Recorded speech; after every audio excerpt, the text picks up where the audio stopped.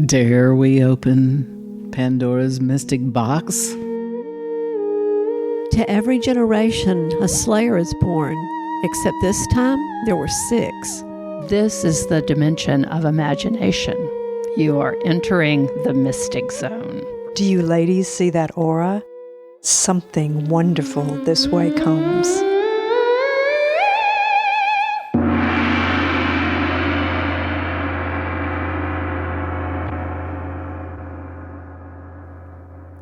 Welcome to the Mystic Order podcast. We're the Mystic Order of East Alabama fiction writers, and I'm Mystic Marian, the dog whisperer, sitting in the Queen's seat today.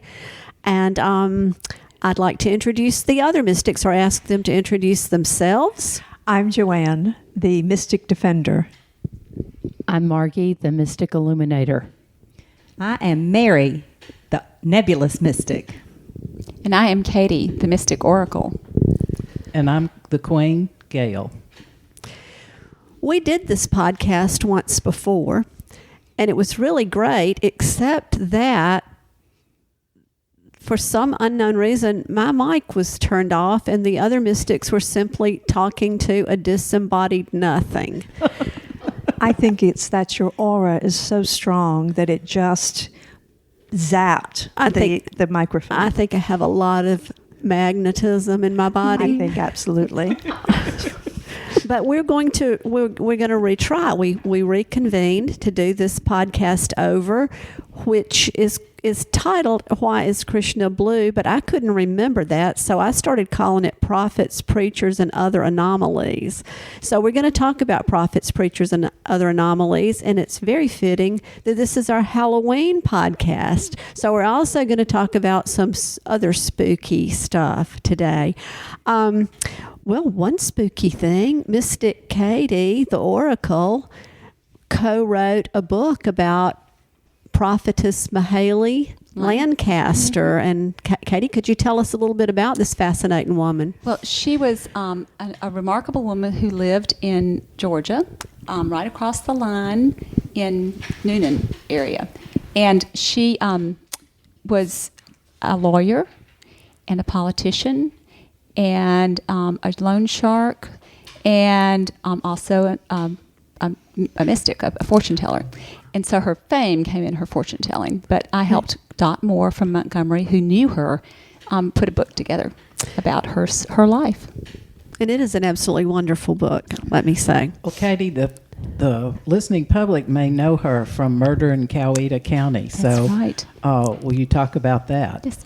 So one of the mysteries that she solved as a fortune teller was a murder that occurred in Coweta County called by John Wallace. John Wallace was a very wealthy local farmer who murdered one of his farmhands and threw him in a well. And they knew he'd been murdered, but they couldn't find the body. So Mayhayley helped them find the body. And then she had to testify in court. So the movie, Murder in Coweta County, was a made-for-TV movie. And it starred Johnny Cash, and June Carter Cash played Mayhayley, and Andy Griffith. And Andy Griffith was the bad guy, which he did really well. No. Yeah, I know. Didn't Mayhayley also solve some other mysteries around there? She solved mysteries right and left. And she found rings for Tallulah Bankhead. She told a fortune for a lot of famous people who would come through on the train. And in fact, I think there was a rumor that she might have done Roosevelt's as he came through at some point. So anyway, She was well known and solved all kinds of interesting mysteries. So it was a fun book, a fun story to tell. Marian, Mystic Marian, didn't you dress up like this woman? I absolutely dressed up like Mayhayley. It was one of the high points of my life. Our friend, poet Melissa Dixon, was doing a story for Coweta Magazine on Mayhayley. She lives up there in Mayhayley land, and she was doing a story, and she knew how much I've loved Mayhayley for years and called me and said, would you consider dressing up like Mayhayley? And I don't ever leave town, but I left town to dress up like Mayhayley Lancaster. Tell me, Also, you never turn left in your car, right? Right. Correct. So I think that's important.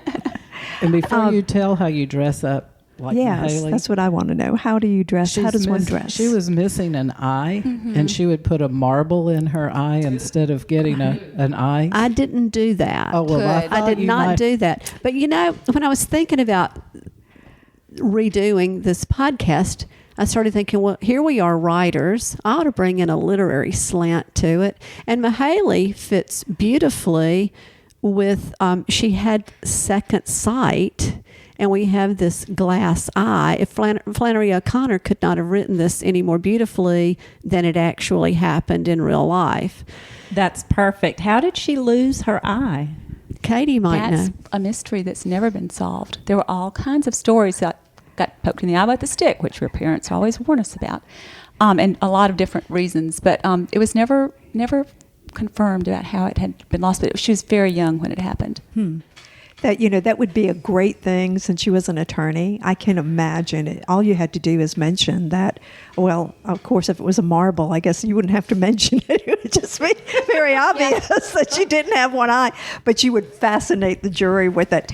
Was it a cat eye Especially- marble? A cat eye marble? She had all kinds. She'd pop different ones in and out. Like she had some that I think that were bloodshot looking, and some that were just regular marbles, and then she'd have others that were painted different ways. So she had like an eye for every outfit. I was going to say there was an attorney locally, and this is way back in the day when people smoked in court, and whenever the other side, he would smoke a cigar, and he would never tap the ash. And so while the other side was arguing, he'd let that ash get longer and longer. And the jury was just fascinated out of Brilliant. He's for the brilliant. ash to He's fall. brilliant. And I know. So I think Mayhayley could have the same thing. That would be wonderful. Well, bringing it back to Halloween, did y'all realize that you can go like to a eye place at the mall and get eyes that look like Dracula's eyes, and you can go to a dentist and pay to have fangs put on? It's kind of pricey, but I have known people who have done that for their yearly trip to Dragon Con. Oh, I didn't know that. So wait a minute. What do you do?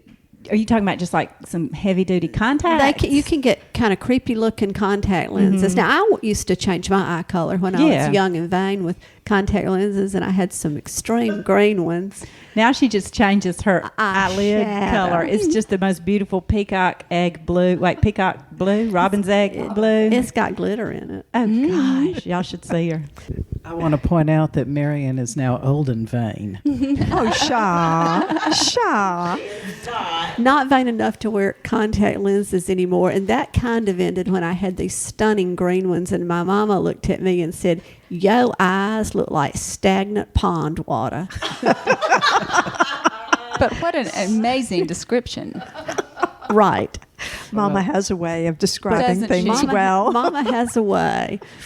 You know, since you mentioned Flannery O'Connor, I think you should mention the Goat Man from Georgia. Well, let's do that. And Gail, our queen, is the only. Well, I've seen the Goat Man, but just in passing. But Gail actually had an experience, and I know that our listening audience can't see visuals, but I brought a lovely picture of the Goat Man with all of his goats and his sign that says, "Prepare to meet thy God," and a drawing of the Goat Man that I bought at an estate sale right off of a wall. I hate to say it, but his little cart, his goat cart, looks a little bit like an old-timey, Traveler wagon. well, a traveler wagon, but like a coffin carrier. Oh, might be.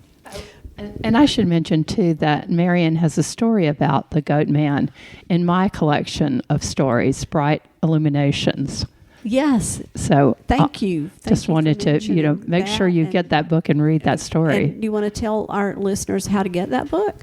Oh, they can find it on Amazon. And the name it's- of it is Bright Illuminations. Yes, the art of Margie Bright Ragland and the words of others.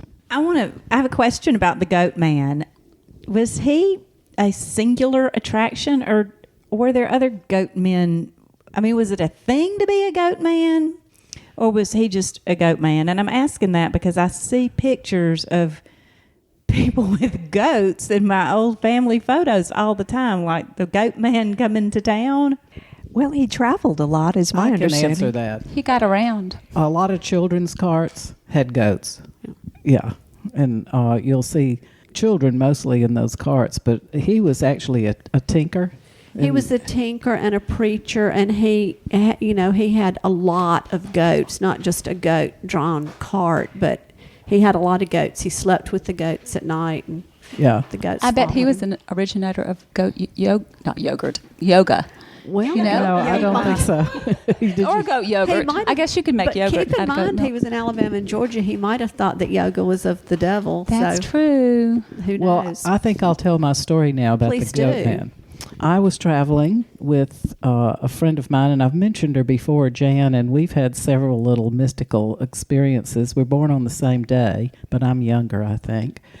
And we were at the Grand Canyon, and we traveled on the major road south of the, maybe on the only road south of the Grand Canyon, and I honestly can't remember where we were going. I think Phoenix, and I called Jan, who now lives in Blue Ridge, Georgia, and she can't remember anything much, but she can't remember where we were going. But when we started the trip out, the first strange thing that happened, honestly, was two Maasai warriors were galloping down the road toward the Grand Canyon. They had on the dyed red cape over their arm. They either had a staff or a spear. We were so shocked we couldn't even take it in.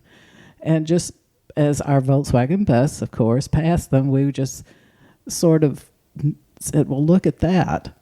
And then the very next thing that happened was it hailed. It was quite hot out, but it hailed, and the hail was teeny. And so when it landed on the ground, it looked like it was snowing, very hot out, but snowing. And then just as we got to the road, which we would take a major highway, there was the goat man, and he was stopped by the side of the road. And the goats were grazing. They were gazing and grazing. I think you were gazing. I was gazing. And we really should have stopped and talked to him, but I think at the time we were sort of alarmed at the whole trip so far. But he did have the wagon and all the religious signs up, and so we were very shocked. He went to every single state except Hawaii. And he said he would have gone there, but the goats couldn't swim. So he was seen by many, many people. And Flannery O'Connor based a story on him. Really? Violence will Bear you away. The violet bear it away. Yeah. Right. Yeah. Right. Wow. And I think, bless his soul, didn't he go to California looking for Morgan Fairchild? Because in his later years, he was in love with her and thought he was going to marry her. Was she on Baywatch? I have no idea. Hey, did somebody hear somebody talk about some jumping Maasai warriors in the middle of what were they doing there, Gail? She's making like this. I don't know. It's just unresolved, huh? I saw some Maasai warriors jumping, but I was in Kenya. It sounds like a trip. It does sound this like was a the trip. 60s. This was the 60s, and we were in a Volkswagen bus. So that explains everything. No, right it there. does not, because I am the queen. Okay. And although Jan probably had some funny mushrooms, the queen did not. Mm-hmm. Well, as the listeners can tell, we collect stories and unusual objects, and we're fascinated by other people who do. And if I remember right, the last time we tried to do this podcast, we talked a good bit about the Fugates of Kentucky. And Margie had a lot of information to share about those, and Mary wasn't with us that day, and she is our scientist. So I could just see a fascinating dialogue. So that's a really famous Kentucky family, like, the Rothschilds. And Well, they're the Fugates of Troublesome Creek, and They were blue. they were blue. Okay. Some of them were blue. Krishna, that is actually how Krishna made his way into our last podcast, I think, is through the Fugate door. It was a blood condition. Gail, you know the details on that. Right. The first Fugate was actually French, and he was a Huguenot that had come and settled in the hills of Kentucky. And in order for you to be blue, I guess you should say, you have to have a parent with each recessive gene. Well, he married this lily white woman, but she obviously somehow did have the recessive gene. And if you and your spouse have that, your children can be blue. Now, I think the first Fugates had 3 blues and 2 whites. I feel like I'm talking about chickens. Do you happen to remember if that first Fugate woman was Luna? No, it wasn't. Luna was blue. I've always just thought how wonderful it would be to be named Luna and be blue. I also read at one time, and of course, Mary's our scientist, that if you have a recessive gene just from one parent, you can possibly turn blue in certain situations. Death would be a good one, but your fingers, Cold, your if you're ears, cold. or sick. And someone even told me that some babies are born with blue butts. Now, mine wasn't. He was just born rivers. Mine but- was born with blue eyes. Yeah, mine As I too. think most babies probably. My Anna was as blue as a Smurf, scared me to death, but the doctor insisted she was fine, and a few breaths later she was. And those conditions where you have multiple traits showing up with, where one gene doesn't mask the other, there are a lot of interesting conditions there. The chimera, you may be familiar with that word, where people look like half of one thing and half of another. There can be humans that actually have multiple skin colors that show all the time, and calico cats are an example. Those aren't Mosaics is another word. So there's all kind. Genetics is so much more complicated than blue eyes, brown eyes, recessive dominant. Okay. The methone, they had a recessive gene for methemoglobinemia, which is meth-H gene. And it says that the first Martin Fulgate, and I guess that must be the Huguenot that Gail referred to, married an Elizabeth Smith, and they both settled in Hazard, Kentucky, and I guess conditions were such that there weren't many outside people to marry, so they married within the gene pool, so to speak. But the last blue person came into the 20th century. Benjamin Stacy was the last known of the descendants of the Fulgates who had that. I guess you wouldn't call it a disease. It's just it's a condition. Yeah. Depends on your definition. They of can disease. reverse it now. Yeah, it says if they treat them with it, ironically, with methylene blue. That's right. Well, and of course, this is the origin. I mean, not the same condition, but of blue blood. Those royal families only married in their families, and they would carry their conditions, and that was where blue blood came from. Yeah, that's why there was a lot of insanity in the insanity. Yes, the monarchies. Hemophilia. Oh, right, hemophilia for the Russian czars for sure. Well, I was just thinking, Blue Moon of Kentucky. You could do a lot with that song. You could. And this story, with couldn't Luna. you? Mhm. Yeah, Blue Moon is Right. Blue Luna. Huh. Yeah. Well, another story that we talked about last time, and I think that we didn't talk enough about it, was Vernon, Florida. Has anybody here ever been to Vernon, Florida? I have not, but I bought the videotape about Vernon, Florida, because there's a documentary called Vernon, Florida. And it's one of the best movies. It's about on my top 10. It's If you hadn't seen it, I highly recommend it. And it's there's a group there, an exclusive group of people there who belong to what's called the Nub Club. And the reason that they belong to the Nub Club is because they cut their limbs off to collect insurance. But it doesn't stop there. I mean, that's not the only thing fascinating about the people who live in Vernon, Florida. I had a friend who lived there, and that's how I came to know about Vernon, Florida. My former acupuncturist lived in Vernon. I was going to say, it is in the Panhandle. I'm surprised that we have not been there. Former acupuncturist, was he a member of the He was Nub not a Club? member of the Nub Club, and he got out of Vernon as quickly as he could. But that's how I came to know. He did not see the humor in Vernon, Florida that I see. It was just horrifying to him. Bizarreness, if not humor necessarily. I can't believe that the insurance company let those folks get away. Exactly with as which much as they fingers did. would they cut off? They would cut off.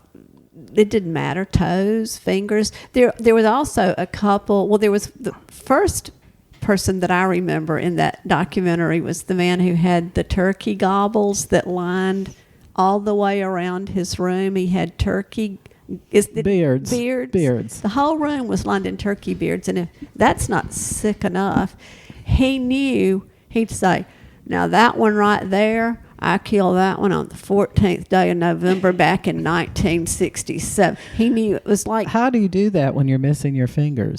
Well, he pointed with one he still had. They don't cut all their fingers They keep off. their trigger finger. I mean, if you're smart enough to cut your limbs off to collect insurance, you're smart enough to know what limb to cut. Yes, you keep your trigger finger. That's right. Ow. There was another couple who said that their sand grew 14 feet a year and moved. It would move around the yard. I happen to have a picture of those folks. Do you? I do.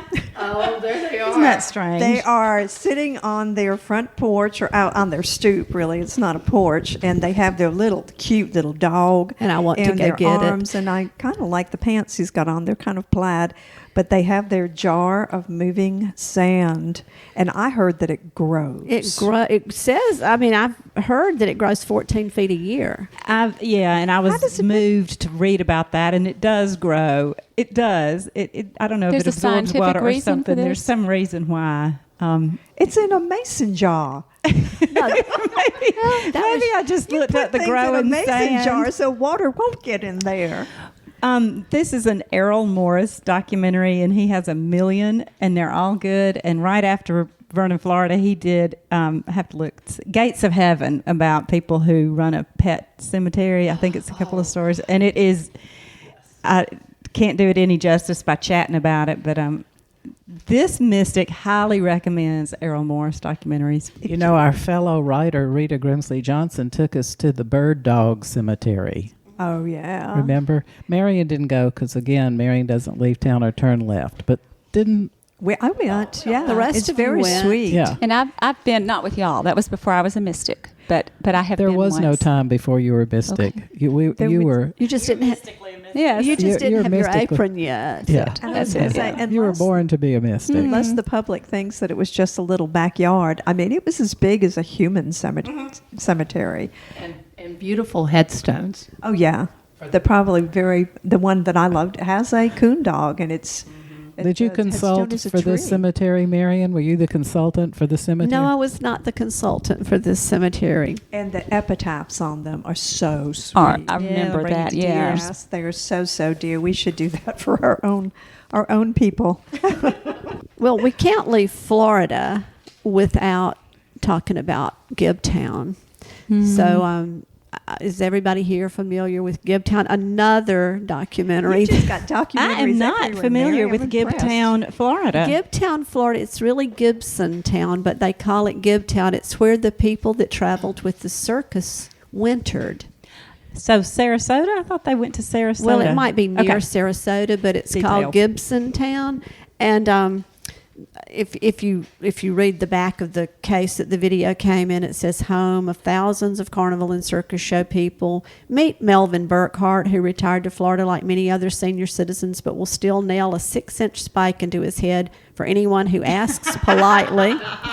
Jeannie Tomaney, the half girl who married Al, the tallest man in the world, and B. Fee and Garland Parnell, an octogenarian couple who have produced various monkey acts for over 40 years.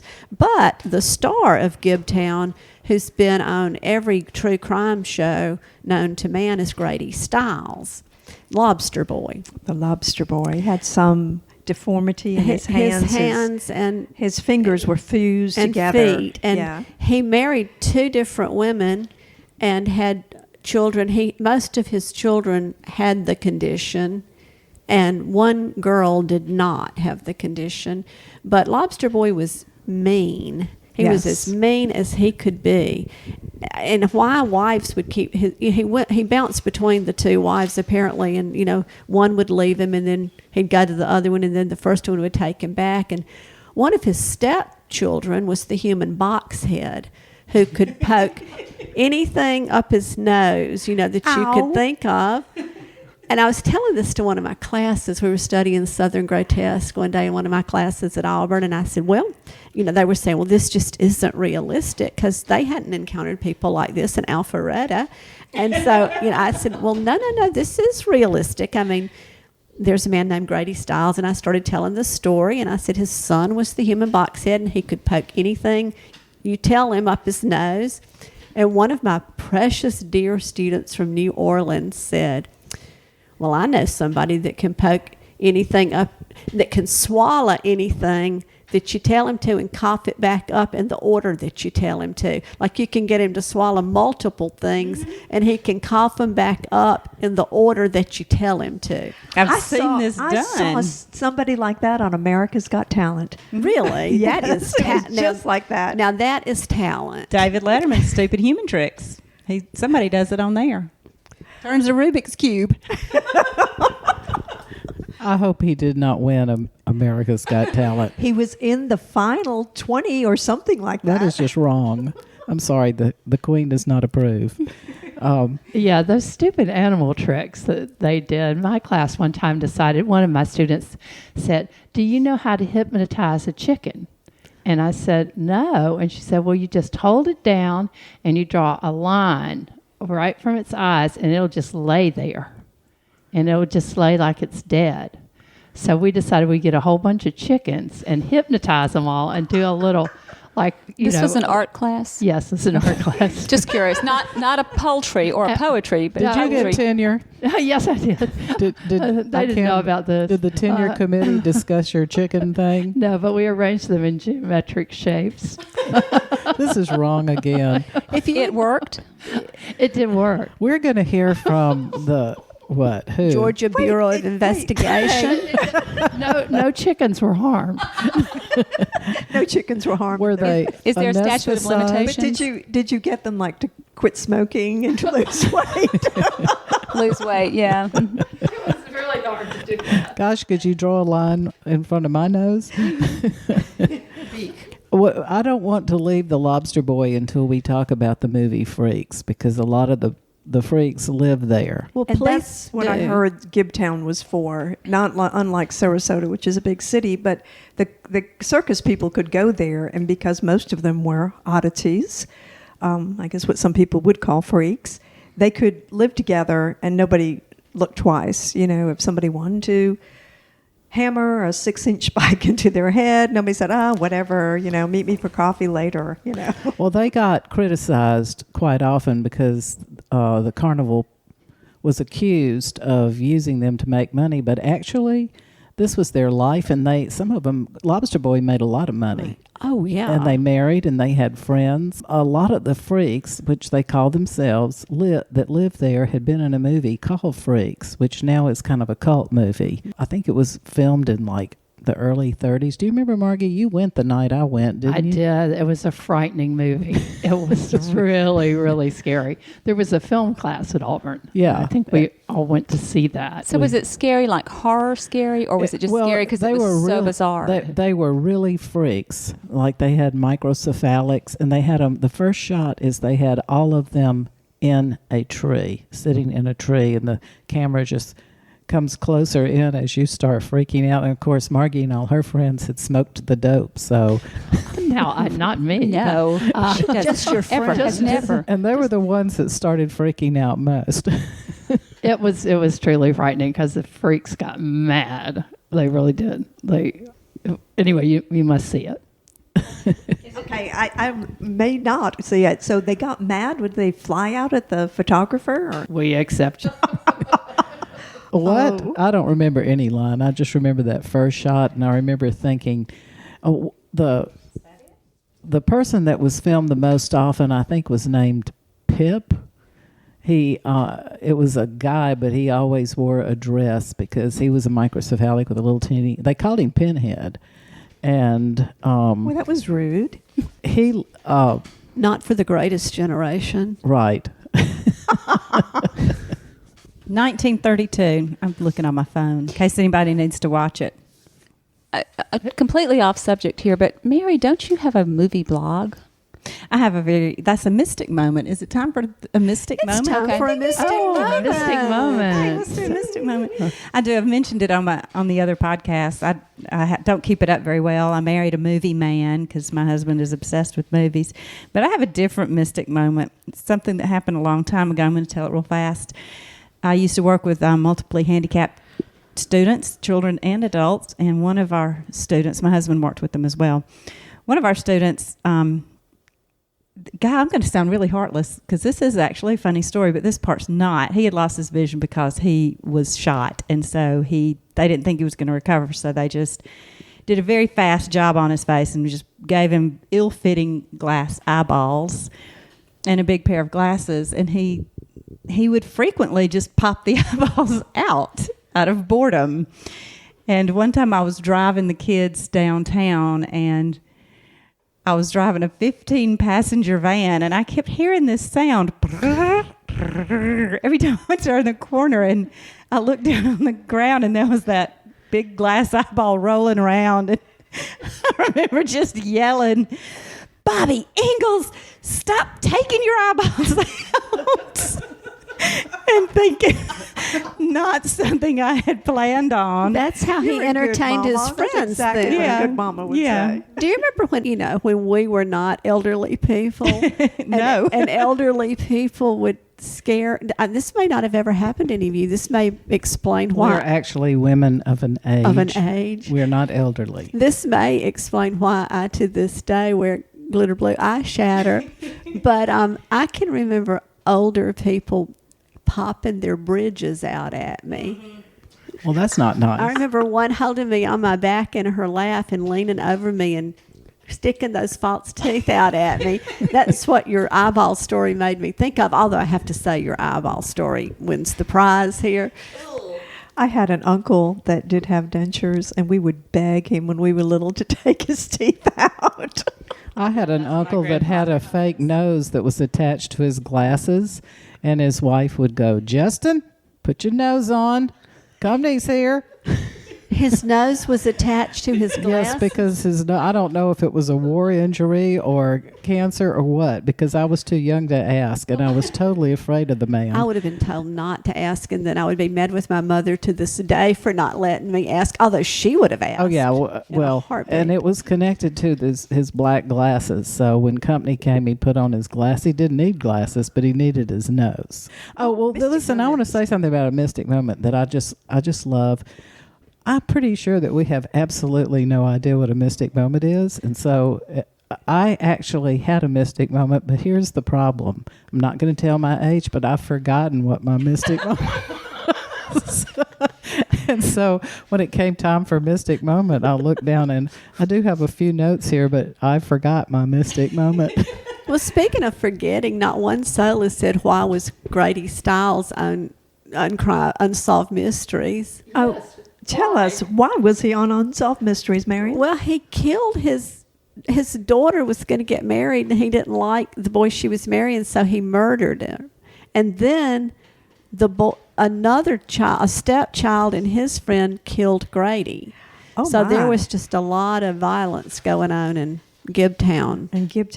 Surrounding Grady Stiles, the Grady Stiles family. Now that you have said that, the lawyer kicks in again. And I understand that he was found guilty. Grady, the lobster boy, was found guilty of the murder, or maybe manslaughter, but they did not make him serve 1 day because they said that the penal facilities could not accommodate his him. disabilities. Yeah. So right. He played it. He did indeed. One comment before we leave Freaks is a great book called Geek Love by Catherine Dunn, and I highly recommend it to explore the world of geeks. Tell us about it. Well, it's a story of the Banuskis, a carny family whose parents set out to help with amphetamines, arsenic, all kinds of stuff, to breed their own human oddities. So they bred their own children that they would have a profession. And so there was Arturo, the aqua boy, who has flippers for limbs and a megalomaniac ambition.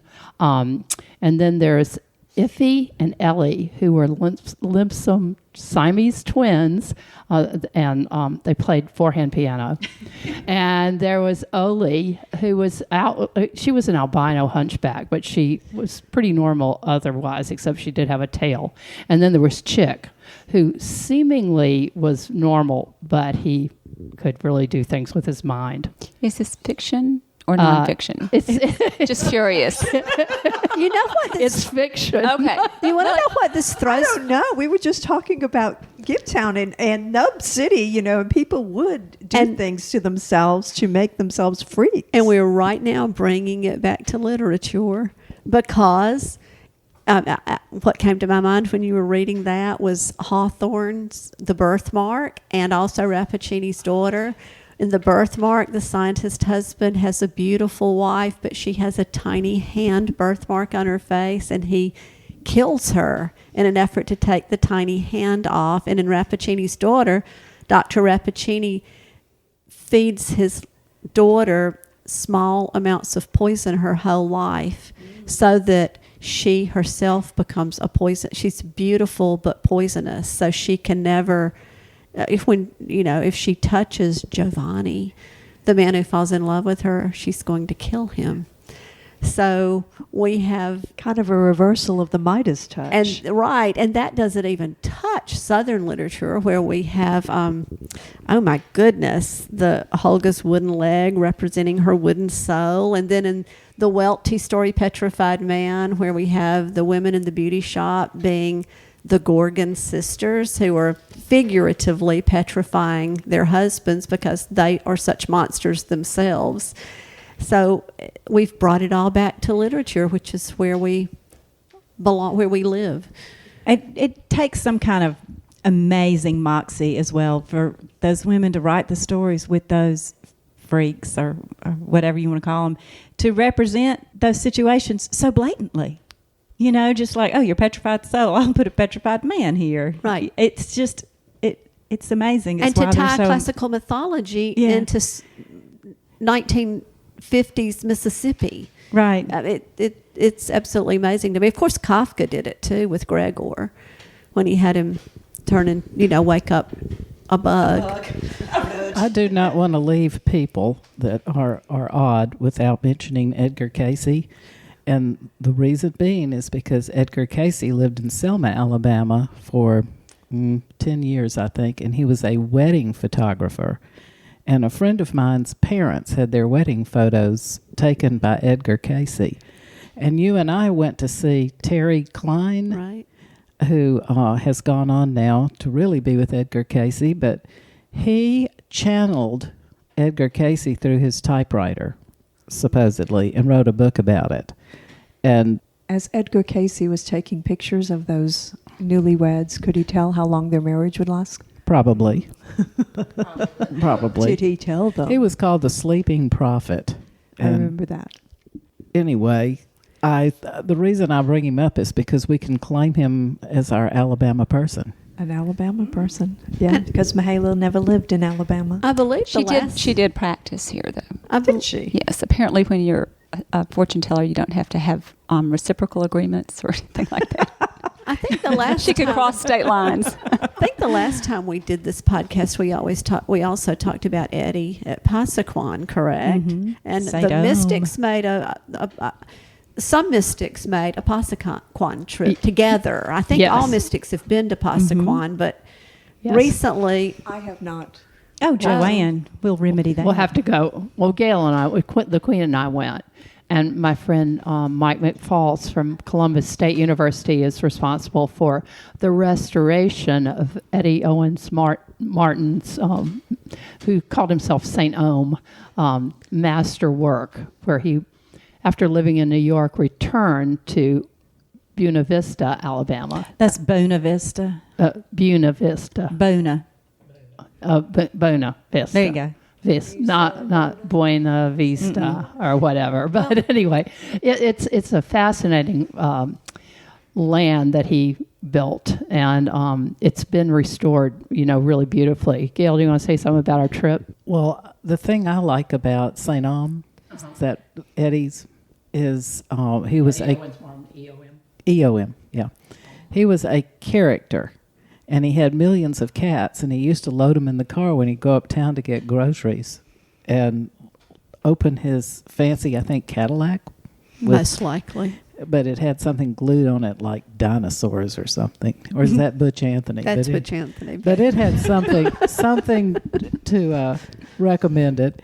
And these cats would get out, and he'd go into the Winn-Dixie probably. And when he got back to the car, he would just raise a hand. He didn't make any sound, and all the cats would come running and jump back in the car. Cats, if you have connections with spiritual beings. Through right? your hair. The Passaquanian. Through your hair, that's right. He would put his hair up in a cone sort of thing. Is that right? It would And then- receive. It would receive. Well, when I was a real little girl, before Daddy opened his grocery stores, he worked for a short while at a clothing store on Broad Street in Columbus. And Eddie used to come in with his own fabric and have the ladies that did the alterations and sewed suits make his clothes for him. And I'm just so jealous that Daddy didn't take me to work with him on a day when Eddie Martin was coming. It just breaks my heart. I was going to say, as far as cats are concerned, of course, they are very difficult to make come, even if you say something. But I suspect that when he raised his hand, he had a kitty treat in it. Maybe. That's all it takes. So, if for the listeners out there who need to know, because everyone needs to visit the land of Passaquan, you can go online through Columbus State University, or you can just Google it. It's Passaquan, and it is well worth a day trip. But you do need to go online and see the schedule. They run a schedule that changes seasonally, and they have events and whatnot. But it's child friendly. If children love it. It's beautiful, bright colors, levitating giants. There are anatomically correct nude levitating giants. So if yeah. you're scared of body parts, Quite stay a few home. naked men. When we took John David over there when he was a child, I went once. My parents, John David and I, went to Passaquan the first time. And this was before it was restored, and we crawled under a fence. Mm-hmm. You know, this was years. It was 30 years ago, nearly. And my parents were there, my mother specifically, and she would say, "John David, don't you touch that. You'll catch some dread disease. You'll catch some dread disease." And then she'd look at me and she'd say, "This man was obsessed." Well, he was a little obsessed. So I take it it's art? It's art. It's considered outsider art. We have, we're blessed with outsider artists around here. Asian inspired, sort of. Or Aztec Or inspired. Aztec, or a mixture. Beautifully hallucinogenic. But he has a geometric. pagoda. Yeah. And, and just really beautiful figures. And Is it more impressive than the drive-through museum down yes. in? But I Yes. love the drive-through museum. I love but the drive-through Passaquan's museum. on a bigger scale than the drive-through museum. I have it. But it's no more impressive than the Museum of Wonder. It's no more impressive than Butch himself. That's right.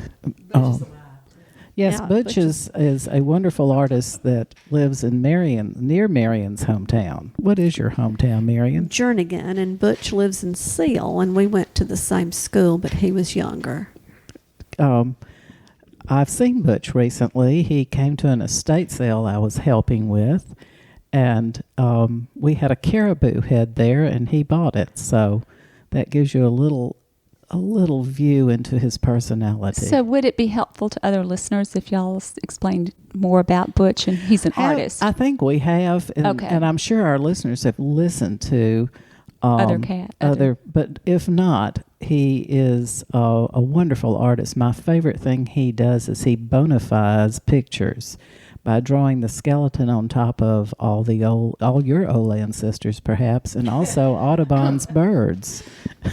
So you can just type in Butch Anthony and get all you want to see from Google. I want to return to anomalies, although I do love talking about our artistes.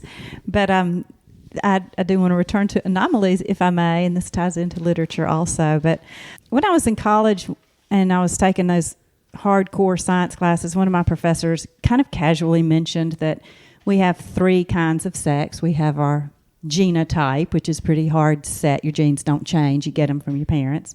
Your phenotype, which is what you look like. And your brain sex, which is also known as your gender. And he said, as casually as could be, sometimes the 3 of them match up. which I thought was brilliant and wrote it down. And then we went on to learn about a condition called 5-alpha reductase deficiency. And here's what I learned. I'm going to share it real quick, and then I'll tie it back to literature. Because I'm a mystic and a writer, and I just do dig science. So the default phenotype is female. If you take a baby and you just let it develop, it's going to be a female. Phenotypic female. You can take a genotype as a male, not give it any testosterone during fetal development, and it'll be born a female. So to get a male, you have to have these 2 times when you just blast this developing person with testosterone. Once it's in fetal development, and another one is around puberty. Mothers of boys probably know about that one. Yeah, we do. So to form testosterone, you need an enzyme, and for some, well, it's genetic. There's a genetic anomaly where the enzyme needed to convert testosterone into testosterone is missing. So these babies that have that anomaly, as they're developing, it doesn't matter what their genotype is, they develop phenotypically as girls. And that's just fine. They're baby girls. And then when they get to puberty, they get that second blast of testosterone and they begin to develop male characteristics, including genitalia. And this is so true. Right there, you have little girls turning into little boys who can even be fertile little boys. When they become men. So I was beyond fascinated from 2 perspectives. One, the scientific perspective. I couldn't wrap my head around it. But also from the social idea. You know, what would it be like to be raised as a little girl and then be treated as a boy? So when I got older, I started reading about it, and it turns out that a few places where this happens, one is in the Dominican Republic, they're celebrated. And they have a name for them, and I don't speak Spanish. Guevadochis? Guevadochis? I don't know what it means. Let me see. And anyway, they're in the DR, they celebrate these children. They think of them maybe as somehow mystical. But it also happens in Papua New Guinea, and they don't celebrate, and the children are stunned. And then there's a small section of our population of Turkish, I think from Turkey, who carry this anomaly. And it's recently been brought into popular culture through a very popular best-selling book called Middlesex by Jeffrey Eugenides. That's a great book. So if you've read that book, that's exactly what's going on there. And he doesn't get into I'm not sure I would read it after listening to that, but I already did, and I loved it. It was fascinating. And he goes back and does the whole, he throws in some incest and all kind of stuff back in the ancestors of the main character. If you in the audience went and got your cup of coffee, this is Mystic Mary talking, not the Queen. And also I'm worried about how we're going to talk about Halloween after all that. Oh, it won't be hard to talk about Halloween after all of that. What are y'all going to be for Halloween? I'm going to be a mystic. I'm going to be a hermaphrodite. Have you thought about that costume? Yeah. Okay. I have Chimera. a favorite Halloween costume that I wish I'd thought up, but I didn't. But we have, if you follow Auburn football, you know that we have a tree in downtown Auburn that when we win, everybody runs down there and throws toilet paper on the tree. On one Halloween, there's a knock on the door and open the door, and there's this little 5-year-old, maybe 4-year-old tree with toilet paper all over it. So that's about my favorite costume. One of the disappointments of life to me really is that children don't have homemade Halloween costumes that reflect them as individuals anymore. Everybody shows up one year as Spider-Man, and the next, whatever the popular superhero movie or Buzz Lightyear, is that its name? Mm-hmm. They show up as whatever movie was popular for children that year, instead of being the Blues Brothers or Yeah, I've made a costume for one of my sons. He loved owls, so I got a leotard and sewed feathers on it, and then I painted his face to look like an owl, so he was an owl one year, and that was kind of cool. I do have a Halloween story I want to tell about the great Rivers Langley, who's now in Hollywood. He's left his family in search of fame, And I'm his family, and he does have a father as well, so we're lonely. But here's a story about Rivers. He had a sitter, which we loved, and her name was Mim, and she was a wonderful person. It's probably the reason Rivers is not in the penitentiary now. But he was in kindergarten, and he wanted to go trick-or-treating at Mim's house. She was a health nut. That's another thing, and very, very kind, very religious, just a wonderful person. So we head over there, and he knocks on the door and says, trick or treat. Mim has for him a popcorn ball, healthy, and an apple. And Rivers says, Mim, are there any razor blades in this apple? And Mim says, Rivers, I have had such a busy day. I did not have time to put the razor blades in the apples.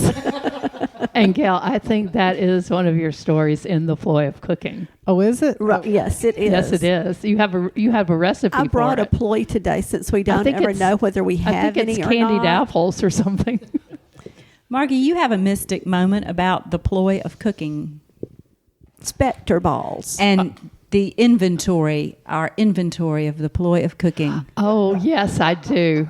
I've heard about it already. Oh, Gail already heard about it. Well, we Oh, should yeah. share because for the longest time, We there's thought we only were been running one out. book available on Amazon. Everyone was probably scared to buy it. But Margie, what happened? Well, I decided I would clean out my storage unit, and I discovered 2 boxes of the ploy. So we now have 50 more copies. So it's so exciting. The last 50 copies and Christmas right around the corner. Yeah, all you got to do is put a red bow on that book, and it is good to go. Let me just say this one thing. There's all possibilities that we had more copies in the cars Joanne traded in last year and the year before because she drives them around in the trunk of her car like I guess a traveling salesman. So, yeah, there are probably more out there. One thing I will say proudly is I've never seen one in a Goodwill. Or in a thrift store. The other mystic moment that I have includes Margie, and I recently took a course at Ollie, which is called Writing Our Lives, and everybody is writing memoir of some sort or another, and they introduced all the new people. I know you girls find this difficult to believe, but I came in a few minutes late, and they had already lined up everybody, and they called me up, and I introduced myself, Joanne Count. And the guy who leads the program turns around and says, I just read something by you. And I said, thank you, nice to hear. But what he has done, Margie, and Margie's book, Bright Illuminations, he and his wife read one piece every morning. Oh, cool. It's kind of like their meditation. And he had just read the one that I wrote for you. Oh, so I thought that, yes, yay, Margie. Shout out. Well, am I getting the signal that we need to start wrapping up, or does somebody have something else they want? I want to add one more thing before we wrap Well, up. add it, and then we're going to have Mary tell everyone how people can find us and find this podcast. Okay. Margie, were you going to say something and I cut you off, or not? No, I'm good. Well, before we leave this fascinating She forgot. subject, I want to bring up one of my favorite movies in the world, which it's named Fur, and it's a fictionalized biography of Diane Arbus, and it has the beautiful Robert Downey Jr. in it, and It's very downy. Yes, it is. I think maybe furry is the word. Yes. And I could watch Fur over and over and over. And you did. And I did. And it certainly gives a different, it's sort of an interesting perspective on what we've talked about here today. Was she Marian? her hairsuit? Was she covered in fur? Well, Robert Downey Jr. No. He was. He was. He was. she took pictures And of she took pictures people, of people, freaks, and and- she did freaks. Since you and- brought up movies, Mystic Marian, I must point out she has her visual aids here, and there are 2 movies which we can't borrow because they're VCRs. I also But you brought- have a VCR, don't you? No, I don't. Oh. But I could not possibly part with these VCRs, even though I don't have a thing. And this one was so hard to get, and we didn't talk about this today. But this is the disappearance of Amy, the Assembly of God preacher that disappeared? Listen, I can find you a VCR if you really need I really one. wish you would. When I help with these sales, there's always one we there. need a VCR because I kept the hardest to find of my movies on VCR. Yes. So. But before we move on to anything else, I just want to point out that this is the first podcast where all 6 of us have That's been here right. at the table. Oh, how wonderful. So I'm glad we redid it because we finally all made it to That the same is table such together. a blessing. It is. It is a blessing. Your heart. Oh, is it? Are we up? Okay. So, first of all, you can get our books on Amazon, but if you do, you have to pay a shipping fee. So, if you're local, you're better off just getting in touch with us, and we'll just find a way to get a book to you. You can come to a reading or just call us. We'll get you a book. But if you're not local, go on Amazon, look them up. Okay. We have 2 bookstores open in Auburn soon. Oh, yeah. 2. So that's going to be another way probably to get our book. Katie's giving me a look, but y'all can't see it. She's pretty too. Katie is. Y'all should be sitting here. Okay, so here's how you get in touch with us. We're all over social media. The easiest thing in the world is to go to Facebook and just go to the search and type in the Mystic Order of East Alabama Fiction Writers. And we're on Twitter. Our Twitter handle is the Mystics Pod. And on days that our podcast is aired, you will find information on how to get to those podcasts on both Facebook and on Twitter. And for those of you that are podcast savvy, I'm very pleased as I will list the platforms on which you can hear our podcast. And I'm grinning at myself because I'm feeling all like a millennial because I know these words. You can listen to our podcast on YouTube. You can listen to it on SoundCloud.